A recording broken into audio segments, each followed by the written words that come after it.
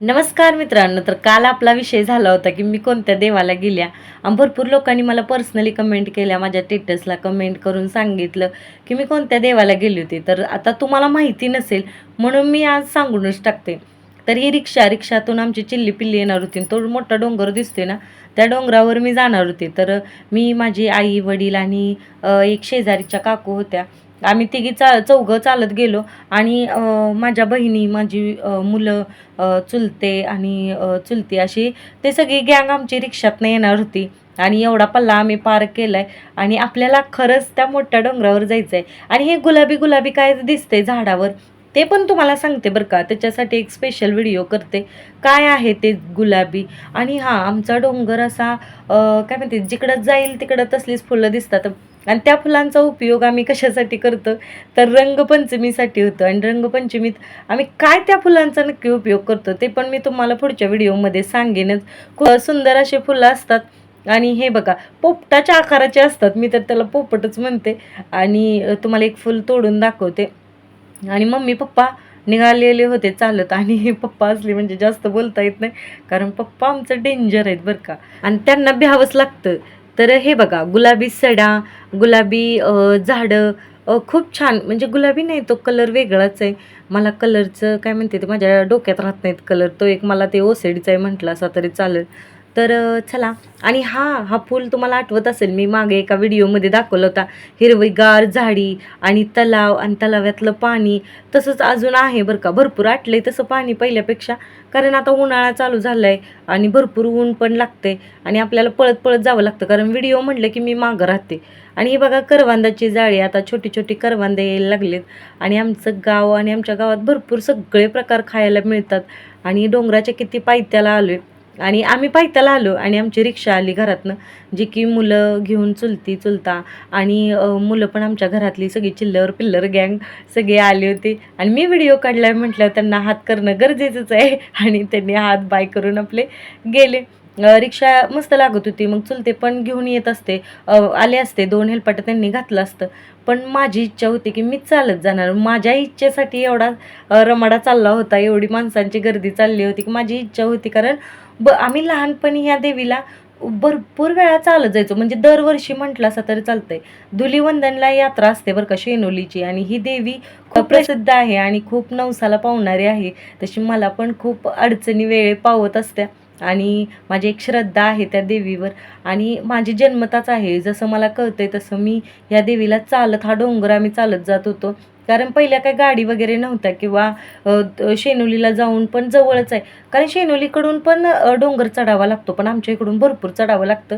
तर आता आम्ही गाव सोडले आणि डोंगरातनं आपला रस्ता काढत काढत, आमचा मेन हेड म्हणजे आमचे पप्पा पुढं आहेत, जे की पप्पा आम्हाला रस्ता दाखवत आहेत. आणि त्याच्या मागोमाग आमचं चाललेलं आहे, रेल्वेच्या डब्याप्रमाणे आम्ही एकामागे एक एकामागे एक आपलं निघालेलो आहे. आणि घनदाट जंगल, आणि सगळ्यांचा एकच विषय की बिबटे येते का काय बघा, इकडं लक्ष द्या, तिकडं लक्ष द्या. नंतर काय कालवा करा. मग सगळ्या डोंगरातनं आरडाओरडा करत आम्ही आपलं चाललो होतो, गप्पा वगैरे मारत. आणि हशा तर काय आमचा असतोच असतो. त्याच्यासाठी आम्ही भरपूर शिव्या खातो हसण्यासाठी, कारण हसलं की आमच्या घरात आवडत नाही. त्यामुळं म्हणजे जास्त आवडत नाही की, आणि आम्हाला हळू हसायलाच येत नाही, मोठ्यानं हसायला लागतं. त्यामुळे सगळ्यांचा काव खावा लागतो. तर अशाच गमती जमती भरपूर असतात. माहेर म्हटलं की जुन्या आठवणी असतात, पण ही आठवण खूप मोलाची आहे. आणि वर्षातून एकदाच हे ठिकाण आम्ही बघायला जातो. अकलूबाई देवी ही शेनोलीची देवी आहे, ग्रामदेवी आहे, आणि खूप डोंगरात आहे. ती पण तुम्हाला दाखवते पुढं. जवळच आपण आलोय. आणि डोंगर खाली उतरायचा म्हटलं खूप कसरत करावी लागते, कारण उभा डोंगर आहे. आणि हे देवीचं मंदिर दिसतच असेल, मध्यभागीच आहे डोंगराच्या. आणि माझं पोरगं रस्ता चुकलं होतं, दुसऱ्याच रस्त्याने निघालं होतं. तिकडं घनदाट जंगल, म्हणजे दाट झाडी आहे. म्हटलं त्याला इकडं चल म्हणून मी कावत होती. आणि हे बघा, असा सप्पय रस्ता आहे इथं, म्हणून इथं पोल लावलेत, ज्याला की धरून आपण हळूहळू जायचं असतं. आणि पायाच्या खाचा पण आहेत, जेणेकरून की पाय ठेवायला आपल्याला केलेलं आहे. तर माझी मुलगी, माझा मुलगा पहिल्यांदाच आले होते जन्मल्यापासून इकडं चालत. जवळजवळ 8-9 किलोमीटर असेल ये जा करत आमच्या गावापासून. तर आम्ही एवढा रस्ता चढलो होतो, डोंगर चढलो होतो, डोंगर उतरलो होतो. खूप भारी वाटलं, पण एकाचेही पाय दुखले नाहीत. हीच ह्या देवीची कदाचित प्रचिती असेल. आणि देवीचं दर्शन घ्यायला माझी मुलं चालत आली. मला इतका आनंद झाला होता आणि सगळी लोक आमच्याकडे बघत होते, कारण आमचा हशा. आणि नंतर आम्ही आपलं मंदिरात गेलो. गाभाऱ्यात इतकी गर्दी झाली होती, इतकी लोक आली होती. आणि सकाळचीच गर्दी असते, कारण त्या दिवशी ग्रहण होतं, त्यामुळं प्रत्येकजण सकाळ लवकर 11च्या आत किंवा 2च्या आत लवकर मागे यायचं ह्या हेतून प्रत्येकजण मंदिराकडे धाव घेत होतं. आम्ही पण दर्शन घेतलं आणि गाभाऱ्यातच थोडा वेळ बसलो. आणि हां, गाभाऱ्यात तर भारी वाटतं, पण मंदिराच्या वर पण खूप छान बघायला आहे बरं का. तर हा डोंगर आम्ही उतरलेलो आहे. आणि हे बघा, झाड इतकं मोठं आहे, त्याची फांद्या म्हणजे पाक शेंडासुद्धा हाताला येईल लोकांच्या. आणि ही गाभाऱ्यासमोरचे जागा आहे, जिथं लोक थोडीशी विश्रांती घेतात. आणि जसं आम्ही वरून खाली आलोय तसं हो का, हे लोक पण खालून वर येतात, कारण मध्यभागीच आहे मंदिर.